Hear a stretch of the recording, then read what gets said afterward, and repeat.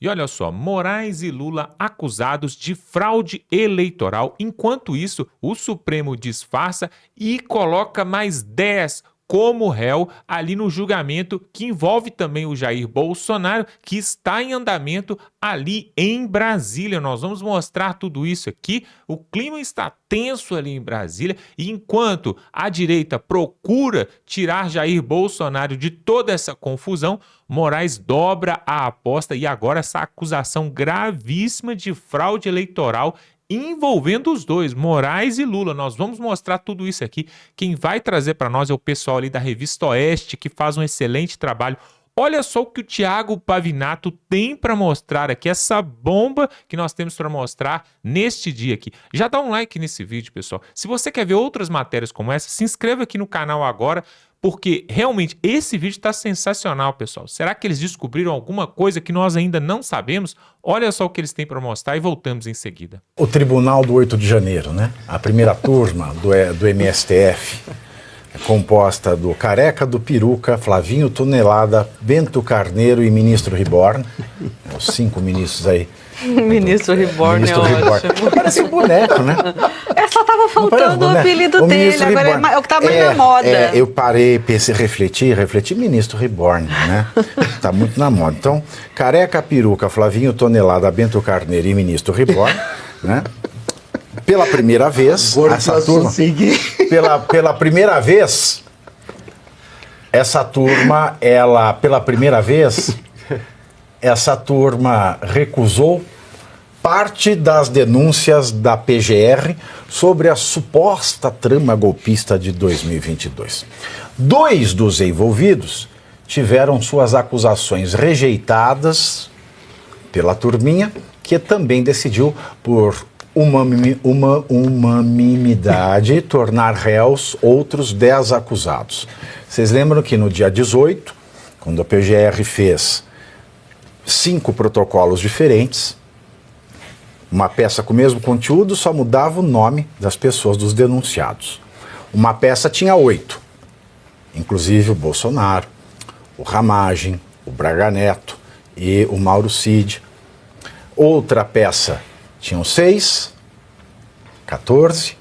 Outra peça tinha 12, que foi esta que foi analisada ontem, e desses 12, 2 eles rejeitaram, né, pela primeira vez, e os outros 10 caíram na malha fina. Já estamos falando de 26.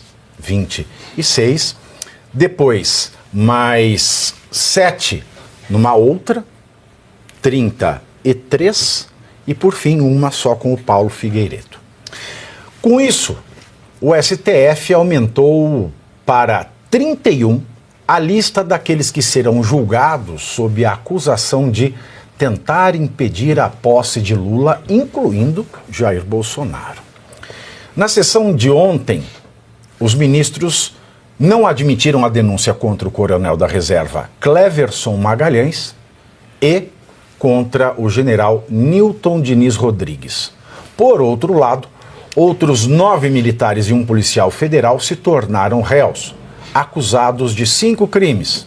Todo mundo sabe: tentativa de abolição do Estado Democrático de Direito, tentativa de golpe de Estado, organização criminosa armada, dano qualificado ao patrimônio público e deterioração do patrimônio tombado. Agora, é engraçado isso, né? Impedir a posse do presidente Lula. Eu estive na manhã de hoje com o presidente José Sarney, e ele disse algumas coisas muito interessantes. Vale lembrar que, né, quanto à afirmação, houve, em 8 de janeiro de 2023, uma tentativa de golpe de Estado. A resposta do presidente José Sarney é não. Não houve. E o que ele dizia hoje de manhã, no Lago São Francisco, eu até anotei aqui para não errar as palavras. Uma das coisas bastante significativas que ele disse hoje de manhã foi que, quando ele foi tomar posse, o Tancredo estava internado. O Tancredo morreu no dia 21 de abril de 85. E ele disse que havia um ministro ministro do Exército à época, que não queria que ele tomasse posse. E na véspera da posse, um ministro mais importante exonerou esse ministro que não queria que o Sarney tomasse posse. O que ele quer dizer com isso? Ele quer dizer com isso que a única chance de impedir uma posse presidencial é quando as Forças Armadas estão mobilizadas para tanto. E no caso do Bolsonaro, vale lembrar que ele antecipou a nomeação do Comando de Exército, Marinha e Aeronáutica de acordo com a indicação do Lula, para que houvesse uma posse tranquila, pacífica. E isso desmonta toda essa loucura, essa narrativa do STF.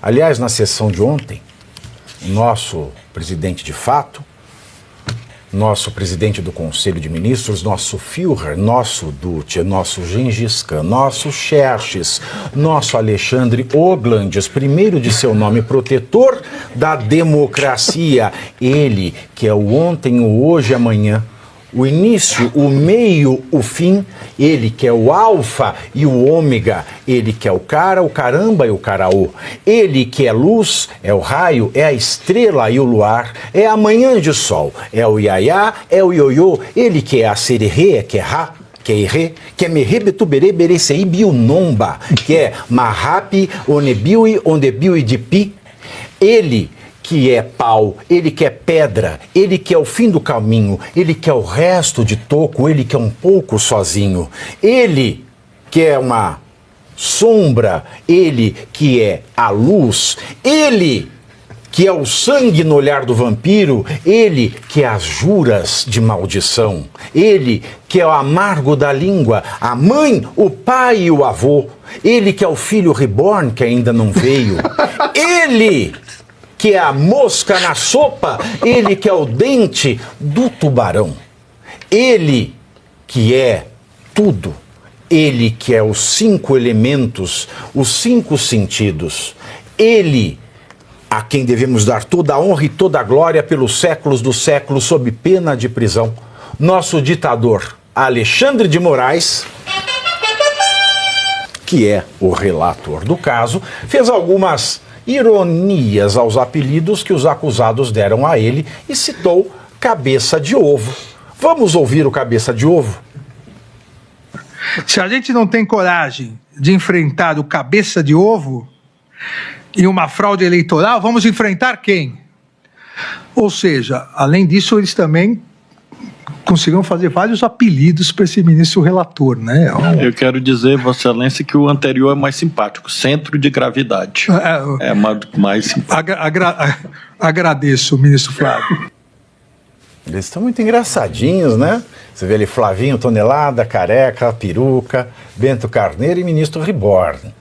Né? Você veja que ele acha a graça do apelido, mas ele não toca no assunto da fraude eleitoral. Que houve fraude eleitoral? Teve fraude eleitoral. A resolução de 20 de outubro, ela é ilegal, portanto inconstitucional, portanto um elemento que juridicamente torna nula a eleição de Luiz Inácio Lula da Silva em 2022, porque a lei eleitoral diz que só pode haver resolução do TSE até o dia 5 de março.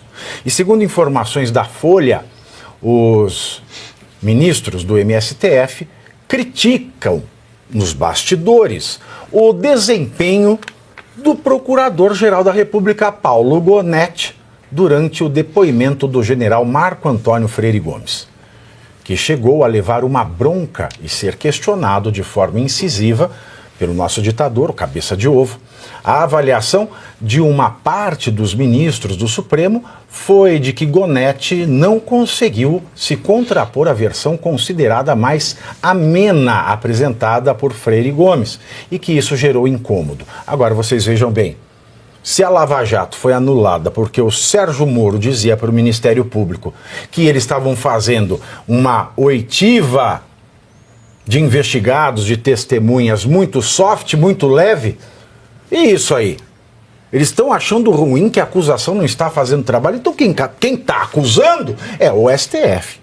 De outro lado, 3 defensores de réus no processo, elogiaram a atuação de Gonete. Quem é que quer falar desta sessão de ontem? A sessão de ontem, ela foi muito interessante porque quando o general dá o depoimento dele, parece que o ministro Alexandre de Moraes perdeu um pouco ali o seu controle emocional, ficou bastante irritado.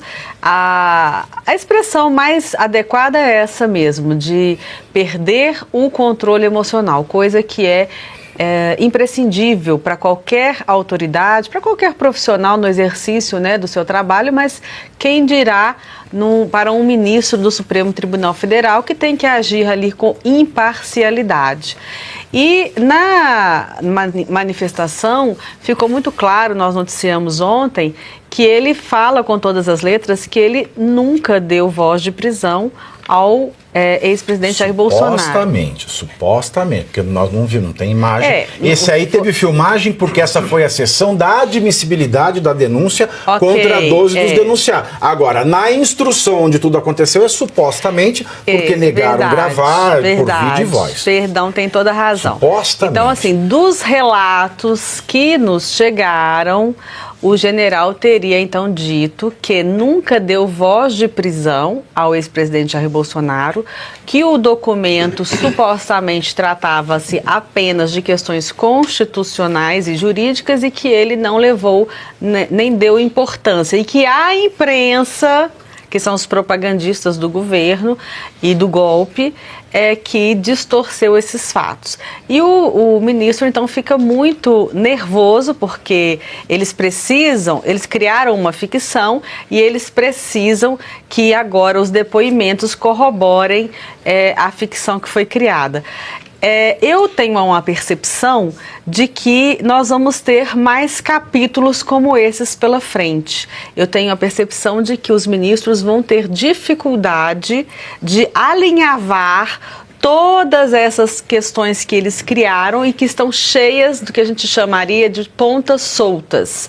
Então, por exemplo, ontem também nós tivemos a defesa do nosso querido amigo aqui, advogado Jeffrey Schichini, que eu pude assistir um trecho, e ele prova, porque na verdade quem tem que provar é quem está acusando, mas ele prova que o cliente dele não estava nas proximidades nem do Supremo Tribunal Federal, nem da residência do Alexandre de Moraes, na data em que possivelmente ele estaria ali para atentar contra a integridade física, etc. Então, esse processo, ele ainda vai caminhar com a defesa apresentando diversos elementos que vão trazer dificuldades para sustentar essa narrativa que foi criada.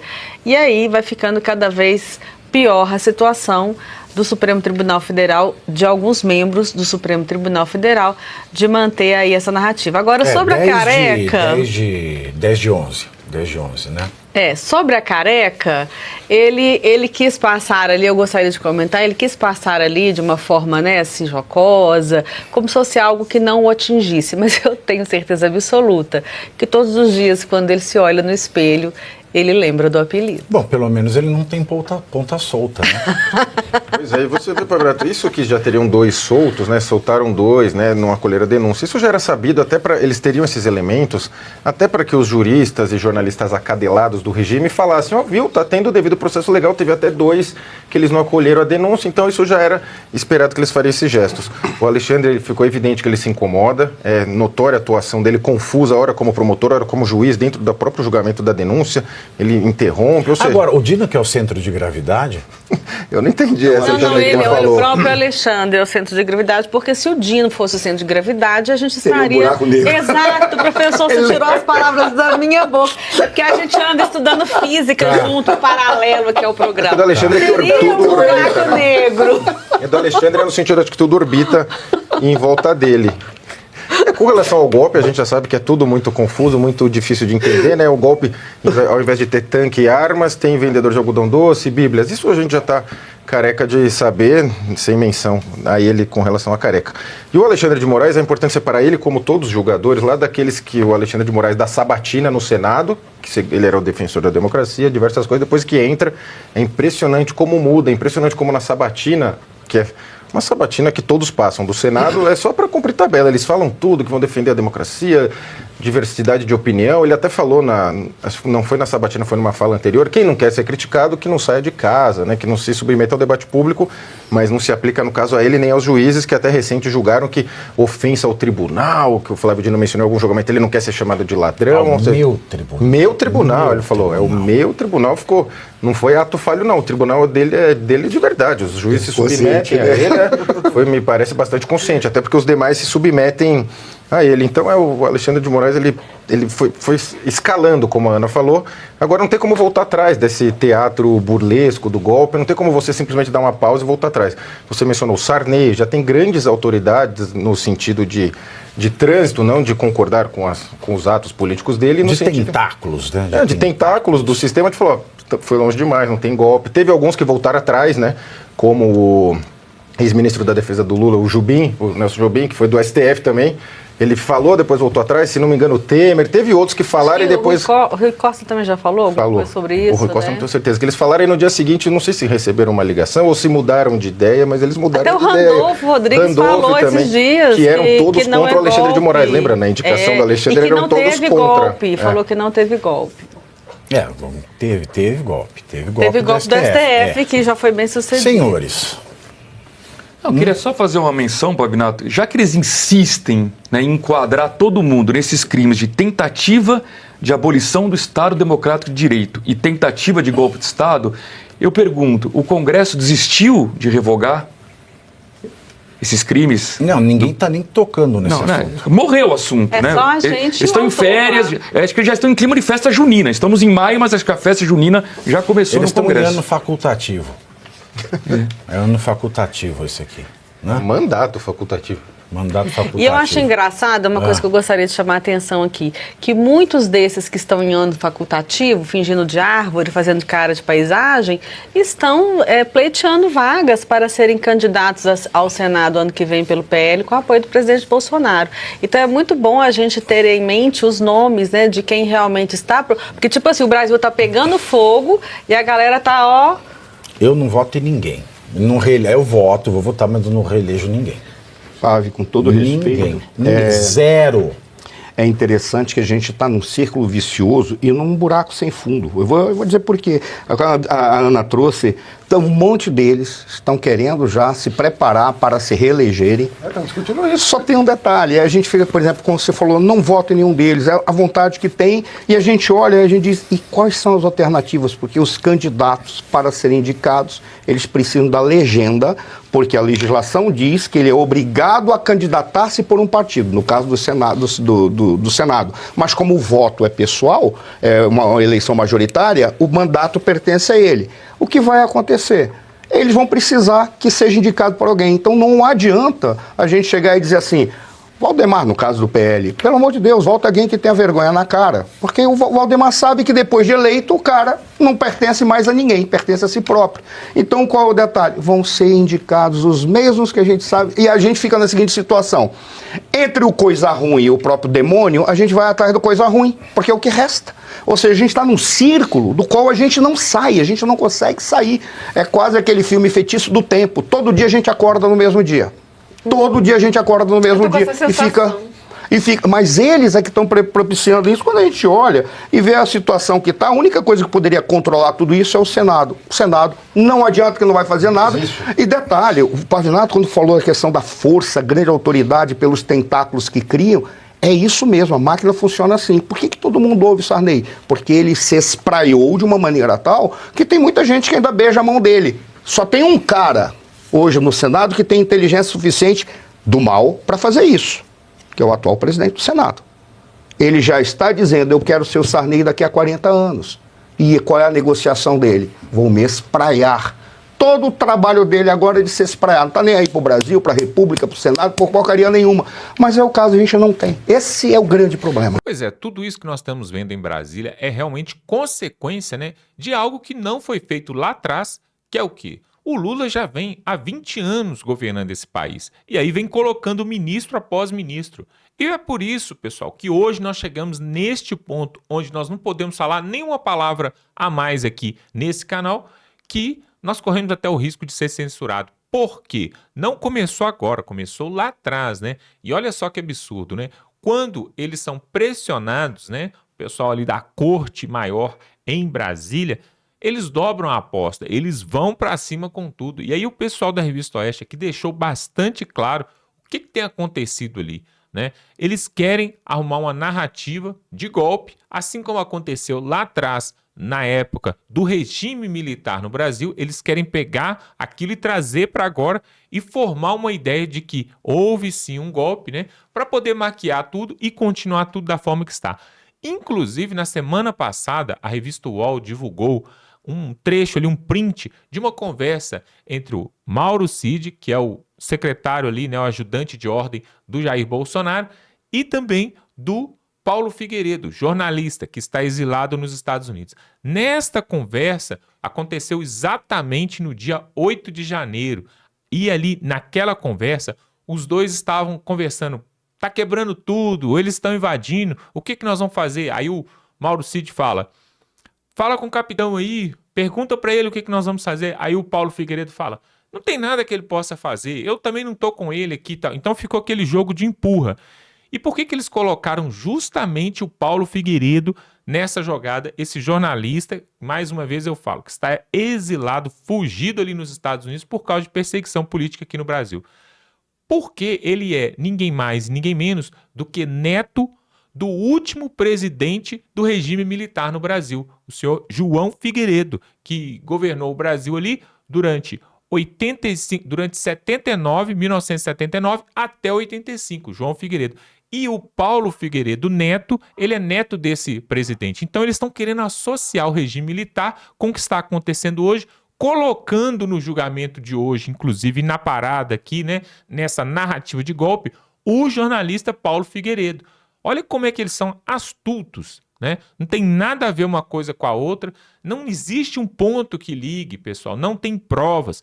A prova que a gente queria mesmo são as imagens do 8 de janeiro, que até hoje não apareceu. As provas que a gente queria mesmo é o código-fonte ali das urnas. As provas que a gente queria mesmo é toda essa maracutaia que acontece em Brasília, que a gente só fica sabendo mesmo quando estoura esse rombo aí, igual acabou de estourar agora do INSS. Só quando estoura um mensalão, um petrolão e agora o aposentadão aí que acabou de estourar, é só assim que a gente fica sabendo de alguma coisa. E na verdade, eu me lembro antes do presidente Jair Bolsonaro assumir a presidência ali em Brasília, em 1º de janeiro de 2019, eu me lembro que na campanha ele falava que ia abrir a caixa preta do BNDES. Se você se lembra, na época ele falou isso. E aí, chegou durante o governo, ele não conseguiu, simplesmente não conseguiu. Por quê? Blindaram todo o sistema ali. Mas o que tinha nessa caixa preta? Provavelmente empréstimos multibilionários a países, a ditaduras como Cuba, Venezuela, Nicarágua e outros países mais. Tudo sangrando os cofres públicos aqui no Brasil. Era isso que tinha ali na caixa preta do BNDES. O BNDES que é um banco que foi criado para poder ajudar empresas nacionais. Tem que ajudar o povo daqui primeiro. Depois que estiver bem forte aqui, aí a gente pode talvez pensar em ajudar o povo de fora. Mas o Lula já abriu as portas para ajudar todo mundo lá fora. Inclusive, em Caracas tem metrô, mas em Belo Horizonte, que é a terceira capital do país, não tem metrô, que é o trem subterrâneo.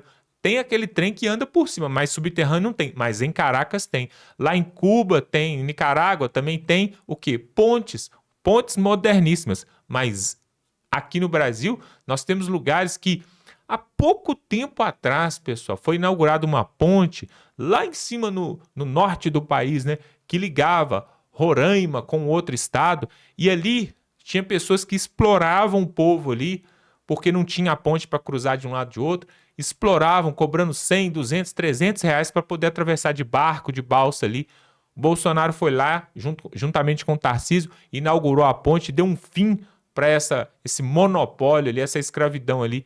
E aí a esquerda não gostou. Por quê? Porque o que eles querem, na verdade, não é fazer obras aqui no Brasil. Eles querem fingir que estão fazendo obras, né? Roubar grande parte do dinheiro, mas fazer obras em outros países, em outras ditaduras. Isso é um absurdo e nós vamos continuar denunciando aqui. Se você acredita mesmo que esse país tem jeito, se você quer ver a mudança, então se inscreva aqui no canal, tem um botão aqui escrito inscrever-se. Por que a gente pede para se inscrever? Porque se esse canal ficar mais forte, nós vamos poder levar essa matéria para mais pessoas, tá bom? Verifique que se você está inscrito, estamos chegando a 500 mil conservadores, patriotas, pessoas de bem, não pessoas que são simplesmente bolsonaristas ou bolsomínios, como eles falam, mas pessoas que são esclarecidas e que querem realmente saber da verdade, tá bom? Se inscreva aqui no canal.